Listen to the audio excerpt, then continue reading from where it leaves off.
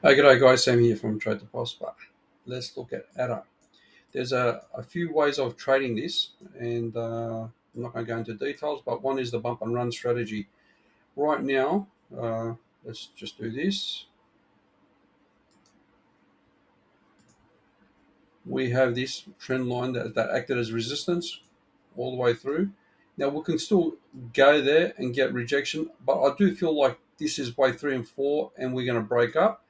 And when we break up, we are likely to hit significant line. Let me just do this for a sec. Just get these out the way. Where is that trend line? That trend line there hits my 1.4 extension. And the reason why I'm looking at that as a potential major resistance, and I'm doing wave 5. So what we're talking about is the alley wave perspective. Bugger. One. No, that's not right. I'm looking 3, 4, 5. Maybe there. You can always do the, when it comes to this kind of stuff, you can always just do something like that. That is definitely a strong wave move, 2 to 3, what it looks like on a small time scale. And we're looking for wave 5. Wave 5 should close above it, and I'm looking from that perspective there. That to say it's got to break this trend line. What it can do for a while is hit this and come around, and if the CPI is probably good news, it'll break above and get there, and then we probably continue on and then break out.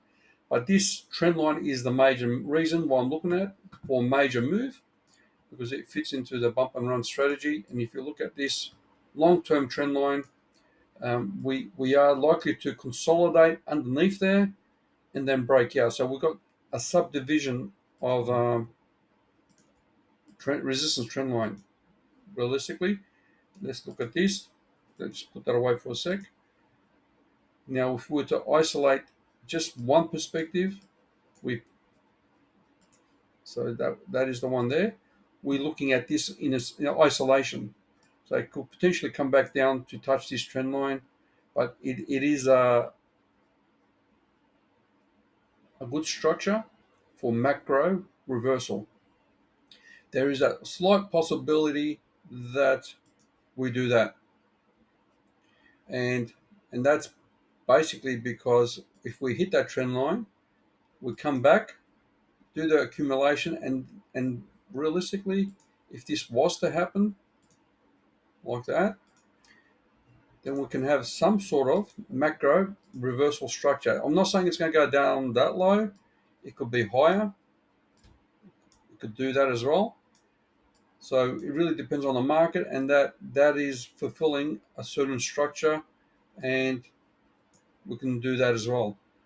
That is the bullish perspective. The bearish perspective is pretty much all the way down, furthermore. So if we were to pretty much hide all this, give us a sec. We don't know, right? At the end of the day, it really comes down to Bitcoin and the alts. And if I was to not do that,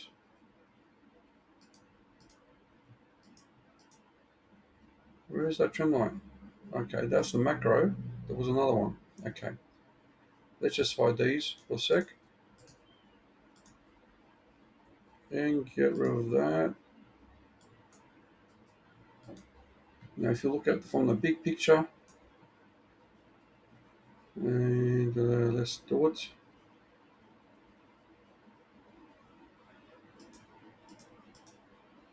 I'll have to get rid of that as well. Get rid of that. Here we go. You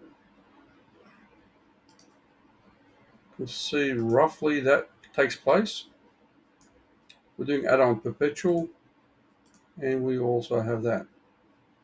Right? That trend line that's not yet in play. Now, how many touches we had? We had from the reference. We've got 2 good touches. This is wave 1, wave 2. I expect a wave 3 to be the breakout, and that's a macro perspective. Now, this could always come down here, even scoop below it. Who's to know? But this trend line is what we're going to look for to go long. And if we were to do it from the middle, that could play a support level. If it was to come down.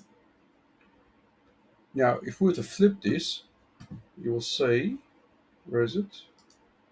Let's just flip this. You can see how that is an ascending wedge type of structure. So if this was our, it's a A, B, C, that could be a D, and E. E somewhere here, right? So can we say that's our C? That is definitely our C. Can we say that is our A? Either way, it all works out to be this trend line, and we can have a three scenarios of rising wedge formation to break out. If we break out of this, it's likely, if we just come down here, and then it's likely to get retested and then come down. So let's flip that back.